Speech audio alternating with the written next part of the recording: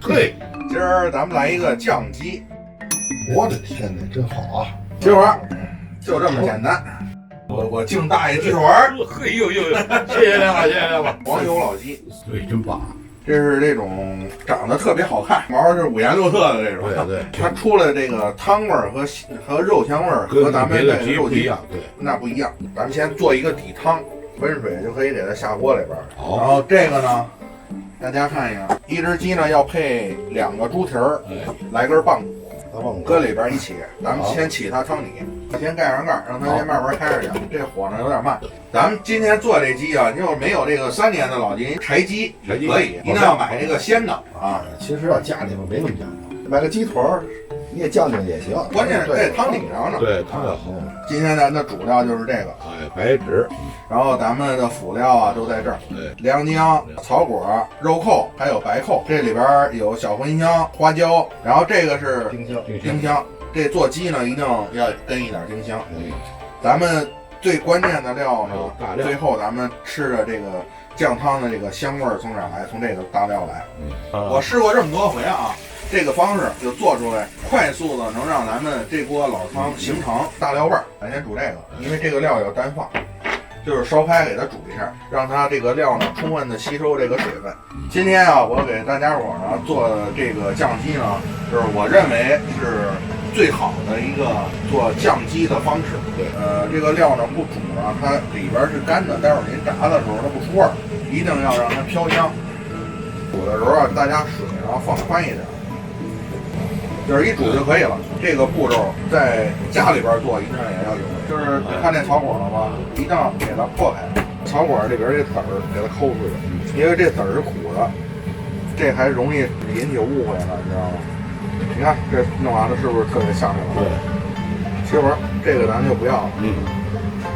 行，然后第一次放油呢，量要大一点，最好是放葵花籽油，香，其他的油是代替不了的。大约有1斤油，差不多吧。咱们这时候先炸它，先炸8角，就可以给它凉油放进去。现在您闻着这个肉味，香气出来了啊！你看啊，料呢就要炸到这样，然后咱们再下葱姜。师傅您躲开点，别烫。这个过程呢，就是炸这个葱姜和那个调料，让它融合。你看，师傅给你打沫子。这个现在水分基本上已经干了，然后呢，咱们把这个香料加进去。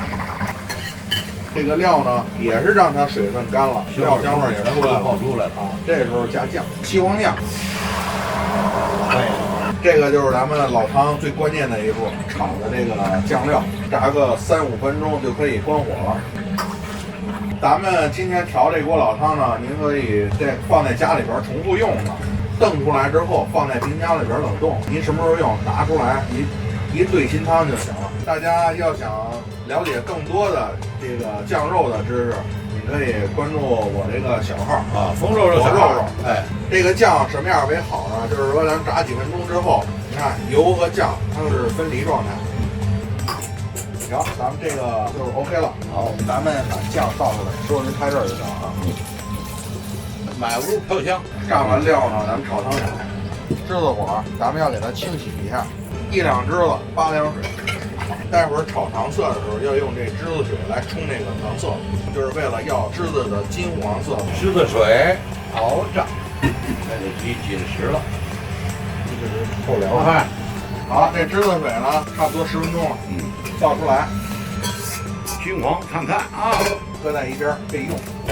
清糖，炒糖色，少放一点油就行。水油，是酱油色，冒烟。这就是一瞬间的事啊。好，这回行了。哎，这就行了。搁进去得熬一会儿。这个糖色呀，您炒完了之后，炒一次糖色您用不了，您往保鲜冰柜里边一放啊，您放个1年半载都没事儿。好，这个又要大火熬它，这糖色水出来是金红色。对，好了，咱们这个就行了。今年做好了。对，好看，颜色红亮。咱们现在呢，这回开始就可以勾兑这鸡了。现在这个汤呢，已经煮了1个多小时了。它飘起来了。这鸡呢基本上煮透了。这时候呢，咱们往里边投料的时候啊，炒这酱料正好是一桶汤的，所以说你就敞开了往里放。这料一进去之后，待会儿一开锅就香味就全出了。调完酱，香味一出来就可以调这糖色。糖色和汁的水，这是收下。先搁这么多，咱们先看看啊。酒不要，盐就够了。咱们先放1勺啊，150克吧，因为咱们这鸡已经煮了1个多小时了，现在是让它入味儿。咱们调这糖色水呢，一定后边要跟冰糖，放冰糖，对，搁一大把冰糖。糖啊是中和这些料味儿和糖色的这个苦味儿，因为糖色它微甜，口稍微有点苦，这糖色是最好的。你要是说我吃回口甜的，是纯甜的，这糖色颜色就淡了嫩了。还有最重要一步呢，大家咱得测一下盐度，因为它这盐度的高低直接影响了这个汤，就是鸡肉好吃不好吃。我说咱不用嘴去尝它，一定要用什么盐度计去测它。我看一眼啊。新汤呢，就是在10以下，就是8度左右是最合适的。这调完就完了，然后咱们小火炖制啊，咱们炖了有40分钟了。然后这时候呢，最关键的一步，这个就是，这是老汤，这样才叫老汤。冻状。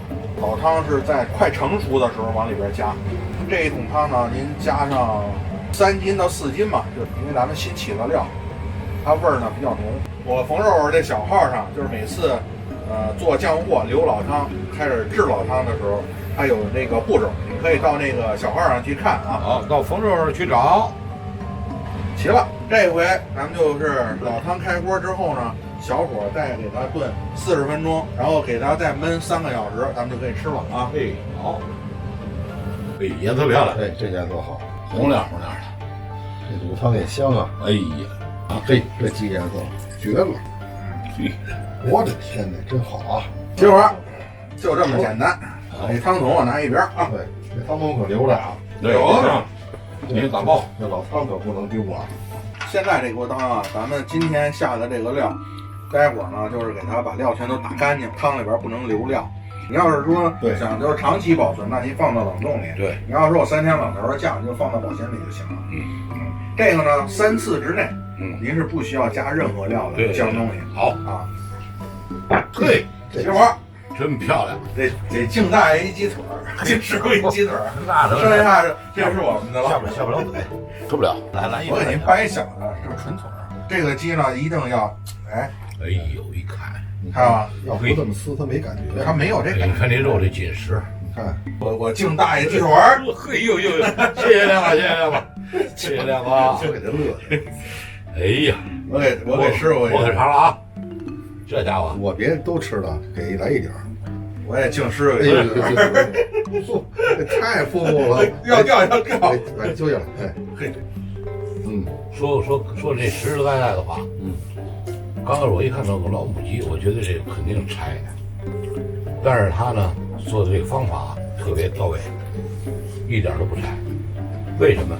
等我吃完了我再说。